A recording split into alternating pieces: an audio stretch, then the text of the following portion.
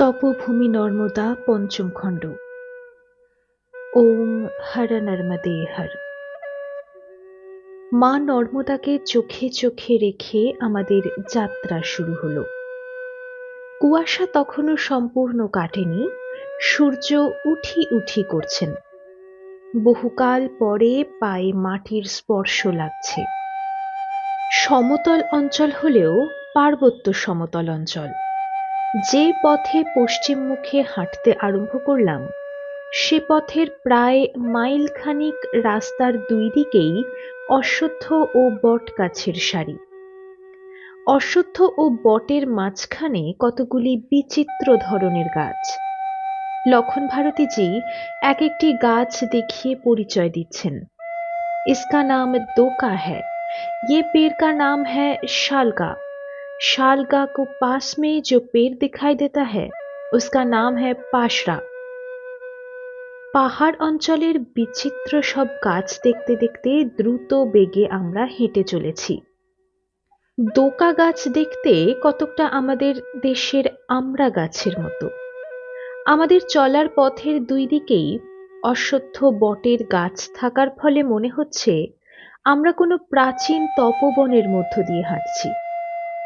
Mile দুই এইরকম সুদীর্ঘ অশ্বত্থ বটের সারির পর আমরা পেলাম রাস্তার দুপাশেই আসান ও পলাশের গাছের সারি। সূর্য মাথার উপরে উঠে গেছেন। দূরে দূরে অনেক চাষযোগ্য আবাদি জমি এবং লোকজনের বাড়ি ঘরও দেখা যাচ্ছে। নর্মদার দিকে দৃষ্টি দিতেই দেখলাম নর্মদা আবার বাঁক নিয়ে উপর দিকে উঠে যাচ্ছেন। আমাদের পথও ক্রমশ নিচু স্তর হতে উচ্চতর হয়ে উঠল। এখন দেখছি রাস্তার দুধারে বন তুলসী, আম ও আমলকি গাছের ভিড়। ঝলমল রৌদ্রে অদ্ভুত সুন্দর দেখাচ্ছে নর্মদাকে, নর্মদা তটের এই মনোরম পথকে। আমরা ঘন্টা দেড়েক হেঁটে প্রায় 7 মাইল পথ অতিক্রম করে প্রায় 8:30টায় পৌঁছে গেলাম একটি জনবসতিপূর্ণ মহল্লাতে। लखन भारती जी জানালেন, इस मोहल्ले का नाम है भेदिया और मील भर जाने से हम लोग गरुड़ेश्वर में पहुंचेंगे। আমরা বেলা 9টার মধ্যে গরুড়েশ্বর মহল্লায় গরুড়েশ্বর মন্দিরে পৌঁছে গেলাম। বিশাল মন্দির। মন্দিরের নিচেই নর্মদা বড়ই স্থির ও শান্তভাবে বয়ে চলেছেন। একটু দূরেই বিন্ধ্য পর্বতের চূড়া দেখা যাচ্ছে। নর্মদার বিস্তারও এখানে বেশি। বড়ই শান্ত ও গম্ভীর স্থান, তপস্যার অনুকূল। মন্দির থেকে নর্মদার জলের ধার পর্যন্ত সম্পূর্ণ স্থানটি বড় বড় পাথর দিয়ে খুব মজবুত করে বাঁধানো। ঘাটের পাথরে লেখা আছে যে ইন্দোরের মহারানী দ্বারা এই ঘাট নির্মিত। গরুড়েশ্বর মন্দিরের দরজা খোলাই আছে। আমরা সবাই প্রণাম করলাম। ঘন পিঙ্গল বর্ণের প্রায় 1 ফুট উঁচু শিবলিঙ্গ পত্র পুষ্পে ঢাকা। গর্ভগৃহে ঘিয়ের প্রদীপ জ্বলছে। মন্দিরের বারান্দায় বসে আছেন একজন মুণ্ডিত মস্তক দণ্ডী সন্ন্যাসী। তাঁর গলায় রুদ্রাক্ষ মালা, ব্যাঘ্র চর্মের উপর পদ্মাসনে বসে এক মনে একটি রুদ্রাক্ষ মালায় জপ করে চলেছেন। তিনি আমাদের দিকে একবারের জন্যও তাকালেন না। তাঁর জপে কোনো বিঘ্ন না ঘটে এজন্য মহন্তজি মুখে অঙ্গুলি স্থাপন করে সকলকে নীরব থাকতে বললেন। তিনি আমাদেরকে নিয়ে চললেন পাশেই আরেকটি মন্দিরে। এই মন্দির শ্বেত মর্মর প্রস্তরে নির্মিত। এখানে ভগবান দত্তাত্রেয়ের মর্মর মূর্তি স্থাপিত আছে। महंतजी बोलें, अब देखिए, यही दत्तात्रेय मंदिर में भगवान दत्तात्रेय के संपूर्ण जीवन के बड़े ही सुंदर भावमय भित्ति चित्र अंकित है। यहाँ मार्गशीर्ष पूर्णिमा को दत्तात्रेय जयंती तथा आषाढ़ शुक्ला प्रतिपदा को इस मंदिर के प्रतिष्ठाता श्रीमद स्वामी वासुदेवानंद सरस्वती जी की पुण्यतिथि बड़ी धूमधाम से मनाई जाती है। এই কথা বলেই মহন্তজি মন্দিরের দেওয়ালে ঝোলানো একটি তৈলচিত্র দেখিয়ে বললেন, এইটি শ্রীমৎ বাসুদেবানন্দজির তৈলচিত্র। মুণ্ডিত মস্তক, ক্ষীণকায় এক যোগী সিদ্ধাসনে সমকায় শিরোগ্রীব হয়ে বসে আছেন। তার ডান হাতে দণ্ড এবং বাম হাতটি ব্রহ্মকমণ্ডলুর উপর স্থাপিত আছে। এই অঞ্চলে এই স্থান দত্ত মন্দির নামে প্রসিদ্ধ। আমরা ভগবান দত্তাত্রেয়ের জীবন ও উপদেশ সম্বন্ধে যেসব তথ্যচিত্র মার্বেল পাথরে অঙ্কিত আছে সেগুলি খুঁটিয়ে দেখতে লাগলাম। ইতিমধ্যে লক্ষণ ভারতীজি নর্মদার ঘাটে স্নান করে ফিরে এলেন। মহন্তজি কয়েকজনকে সঙ্গে নিয়ে নর্মদার ঘাটে নামলেন। এরা আদিত্যেশ্বর হতে যাত্রা করার পূর্বে সেখানে নর্মদায় স্নান করে আসেননি কুয়াশার জন্য। লক্ষণ ভারতীজি এসেই আমাদেরকে শোনাতে থাকলেন वासुदेवानंदजीर जीवन कथा। पहले ये गरुड़ेश्वर गांव बहुत छोटा था। इसकी महिमा भी इतनी नहीं थी लेकिन जानते नहीं थे। जब से स्वामी वासुदेवानंद जी इधर पधारे तब से इनकी ख्याति विशेष हुई। अब तो गरुड़ेश्वर आधुनिक साधनों से संपन्न हो गई है। 2-4 साल के अंदर छोटा मोटा बाजार भी बन सकता है। इधर स्वामी जी के स्मृति में धर्मशाला, सदावर्त, संस्कृत पाठशाला हो गई है। यहाँ तक बड़ौदा से डबोई होकर पक्की सड़क का इंतजाम होता है। यहाँ से बड़ौदा करीब 35 मील होगा और क्या। এক নিঃশ্বাসে এতগুলি কথা বলে তিনি বাসুদেবানন্দজির জীবনী শোনাতে লাগলেন। বললেন, আজ থেকে 30 বছর আগে আমি গুরুজির সঙ্গে প্রথম যখন পরিক্রমায় আসি তখন স্বামীজির দর্শন পেয়েছিলাম। সাওন্তবাড়ি রাজ্যের অন্তর্গত মানগাঁও নামক গ্রামে 1911 সংবতে স্বামীজি জন্মগ্রহণ করেন। এখন সংবত চলছে 2011। কাজেই প্রায় 100 বৎসর আগে তাঁর আবির্ভাব ঘটে। তার পিতার নাম ছিল গণেশ ভট্টি রাবে আর মাতার নাম ছিল রমাবাই। তাঁরা ভগবান দত্তাত্রেয়ের পরম ভক্ত ছিলেন। বাল্যকাল থেকে স্বামীজি মাতা পিতার প্রভাবে দত্ত ভক্ত হয়েছিলেন। স্বামীজির বয়স যখন 21 তখন অন্নপূর্ণা বাই নামক এক ব্রাহ্মণ কন্যার সঙ্গে তাঁহার বিবাহ হয়। তার বিবাহিত জীবন মাত্র 4 বৎসর কাল স্থায়ী হয়েছিল।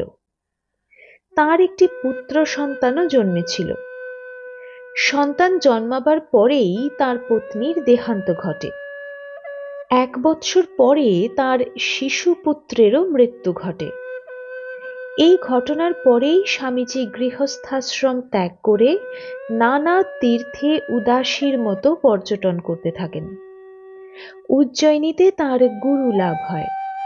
উজ্জয়িনীর প্রসিদ্ধ মহাত্মা নারায়ণ স্বামীর কাছে সন্ন্যাস দীক্ষা নিয়ে তিনি দণ্ড গ্রহণ করেন। তারপর গুরুর নির্দেশে নর্মদা তটের এই গরুড়েশ্বর মন্দিরে এসে আসন গ্রহণ করেন। একটি অশ্বত্থ গাছের তলায় একটি ঘাসের কুটিরে থেকে তিনি কঠিন তপস্যায় ব্রতী হন। মা নর্মদা তপস্যায় সদৈব সিদ্ধিদায়িনী। নর্মদা তটে কেউ তপস্যা করেছেন অথচ সিদ্ধি লাভ হয়নি, এরকম ঘটনা বৈদিক যুগ হতে আজ পর্যন্ত কখনো ঘটেনি। স্বামীজি এখানেই মা নর্মদার দর্শন লাভ করেন। তাঁর সিদ্ধি লাভের পরেই ইন্দোরের মহারানী এবং বরোদার দুজন ভক্ত শেঠকে একই সময়ে মা নর্মদার স্বপ্নে দর্শন দিয়ে স্বামীজির দেখভাল করার নির্দেশ দেন। তারপর থেকে এ স্থানে ভক্তদের ভিড় জমতে থাকে। এখনো প্রতি বৎসর আষাঢ় মাসের শুক্লা প্রতিপদ তিথিতে স্বামীজির সিদ্ধি দিবসে ভারজ ও বরোদাহতে এখানে হাজার হাজার ভক্তের সমাগম হয়। স্বামীজি সংস্কৃত জ্যোতিষ এবং আয়ুর্বেদ শাস্ত্রে মহাপণ্ডিত ছিলেন। তিনি ২০-২২ খানি গ্রন্থ প্রকাশ করে গেছেন। সংবৎ ১৯৭০ সালে তাঁর সংকল্পানুসারে ভক্তদের দানে এই দত্তাত্রেয় মন্দিরের প্রতিষ্ঠা হয় এবং ওই বৎসরই জ্যৈষ্ঠ মাসের অমাবস্যা তিথিতে সজ্ঞানে হরা নর্মদে বলতে বলতে তাঁর নশ্বর দেহ ত্যাগ করেন। লক্ষণ ভারতীজির এই পূর্ণ স্মৃতিচারণ শেষ হতে না হতেই শুনতে পেলাম আমাদের পিছন দিক থেকে মন্দিরের সেই মহাত্মা বলে উঠলেন, नारायण नारायण, आप मेरे गुरुजी के जीवन चरित अच्छी तरह से वर्णन किया है। यही नर्मदा किनार में गुरुजी की भव्य समाधि बनी है। ये उनकी गुफा भी है। चलिए हमारे साथ, हम दिखाएंगे। আমরা যখন বাসুদেবানন্দজির জীবন কথা শোনায় নিবিষ্ট ছিলাম, তখন কখন যে এই মহাত্মা মন্দির হতে এখানে এসে দাঁড়িয়েছিলেন আমরা জানতে পারিনি। তার সঙ্গে গিয়ে প্রায় ৫০ গজ দূরেই বাসুদেবানন্দজির সমাধি এবং সাধন গুহা দেখে গরুড়েশ্বর মন্দিরে ফিরে এলাম। স্নানাদির পর মহন্তজি যখন মন্দিরে বসেছিলেন, তখন কথায় কথায় আগেই জেনে নিয়েছি এই মহাত্মার নাম হরানন্দ সরস্বতী, বাসুদেবানন্দজিরই শিষ্য। মন্দিরে আসার পরেই তার এক ব্রহ্মচারী শিষ্য একটি কাঁসার সরাতে কিছু আতপ চাল, একটি রৌপ্য মুদ্রা এবং নারিকেল নিয়ে হাজির হলেন। তার হাত থেকে সরাটি নিয়ে হরানন্দজি নমো নারায়ণায় বলে মহন্তজির হস্তে সমর্পণ করে অত্যন্ত বিনম্র কণ্ঠে বললেন, আজ থেকে ২৫ বৎসর পূর্বে এই আশ্বিন মাসের কৃষ্ণা চতুর্থী তিথিতে এই শরীর গুরুজির কাছে সন্ন্যাস দীক্ষা লাভ করেছিল। এই শরীরের দীক্ষা দিবসে আপনাদের আগমন ঘটেছে, তাই এই পুণ্য দিনে আপনাদেরকে ভিক্ষা গ্রহণের জন্য আবাহন জানাচ্ছি। আমন্ত্রণ জানানোর এই রীতিটি আমার খুবই ভালো লাগলো। মহন্তজি মৃদু আপত্তি তুলতে চেষ্টা করেছিলেন এই বলে যে তার ইচ্ছা ছিল চাঁদোদে গিয়ে রাত্রিবাস করবেন, ভিক্ষা গ্রহণ করতে গেলে দেরি হয়ে যাবে। কিন্তু তিনি প্রত্যুত্তরে জানালেন, হুড়োহুড়ি করে পরিক্রমা করলে পরিক্রমার মূল উদ্দেশ্যই ব্যাহত হয়। এই জন্য রেবাখণ্ডে মার্কণ্ডেয় মুনির সুস্পষ্ট নির্দেশ আছে, এক এক যোজন গিয়ে কয়েকদিনের জন্য বিশ্রাম করতে হবে। সম্ভব হলে নর্মদার প্রতি ঘাটে প্রতি তীর্থে এক রাত্রি করে বাস করা উচিত।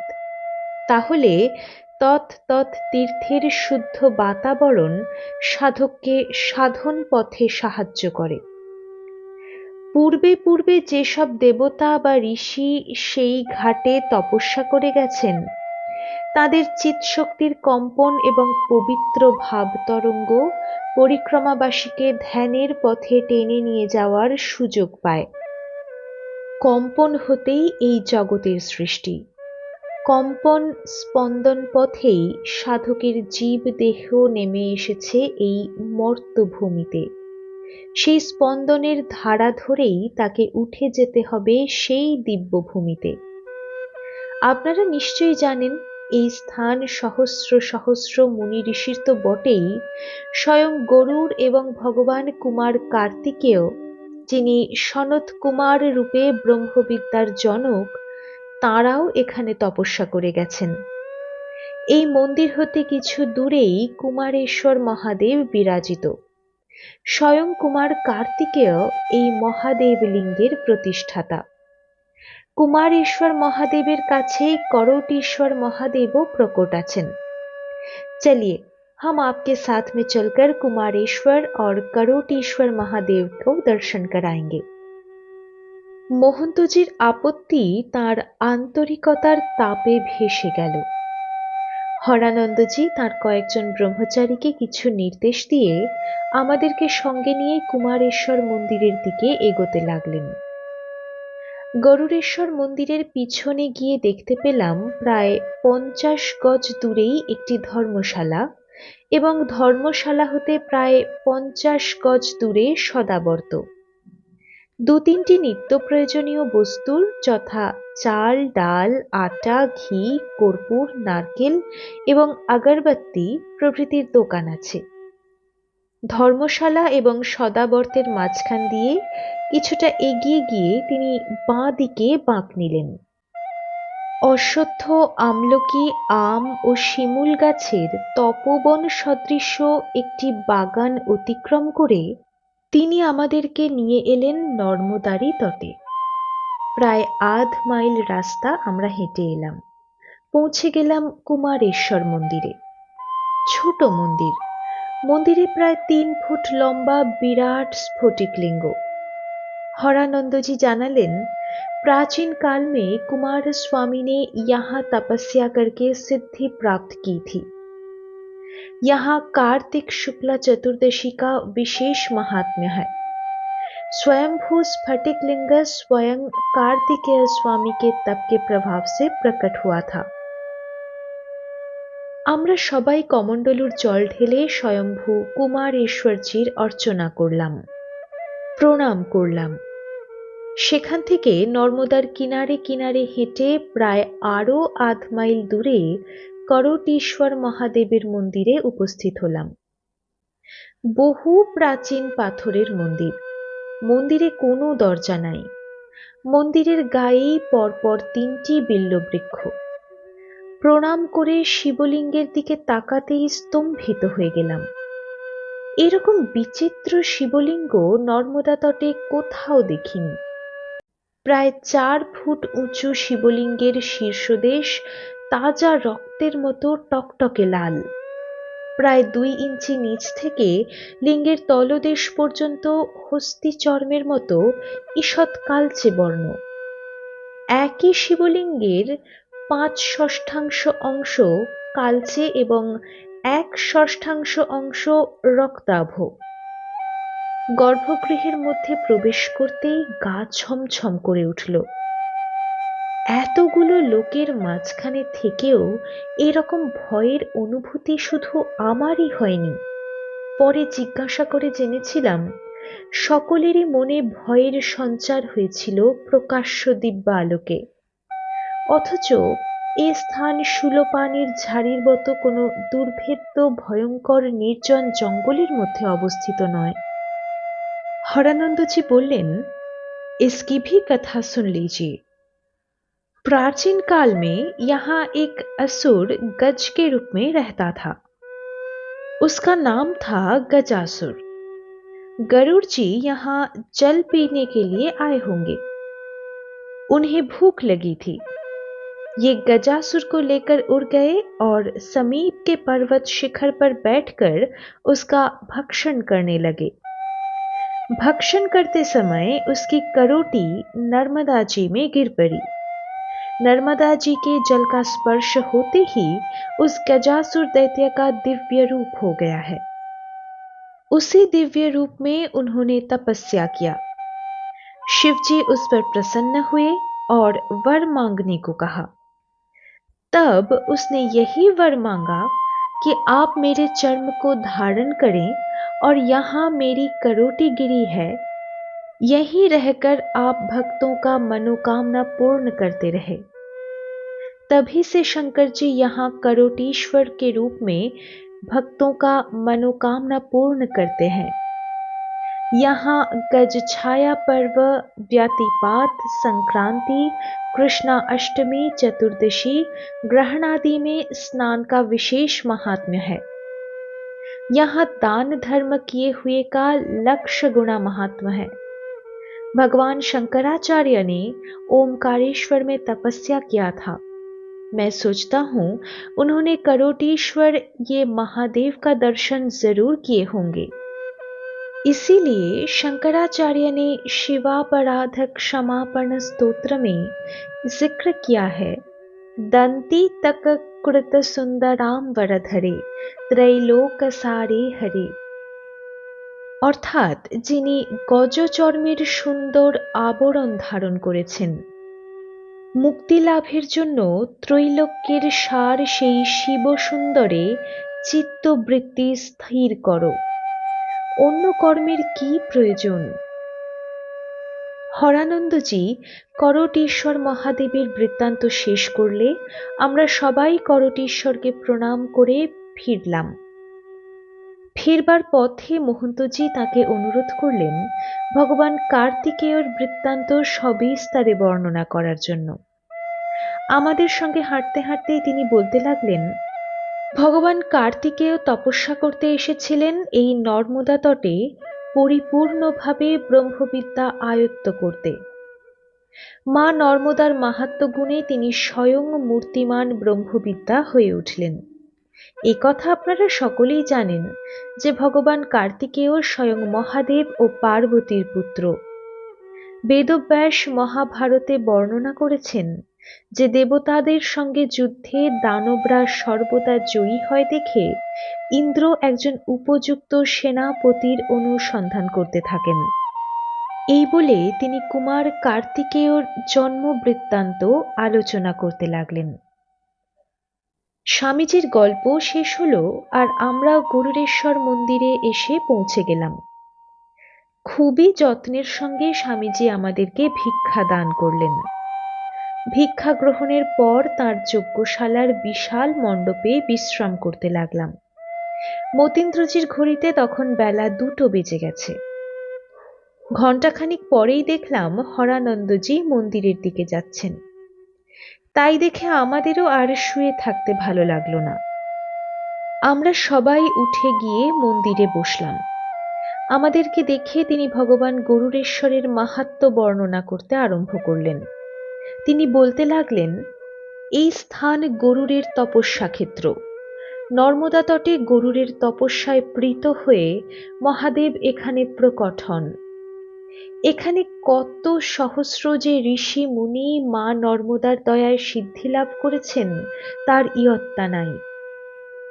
মহন্তজির দিকে তাকিয়ে বললেন, নর্মদা তীর্থের প্রত্যেক স্থানের বিবরণ বর্ণনা করা আপনার কর্তব্য, কেননা আপনি এইসব পরিক্রমাবাসীর দলনেতা।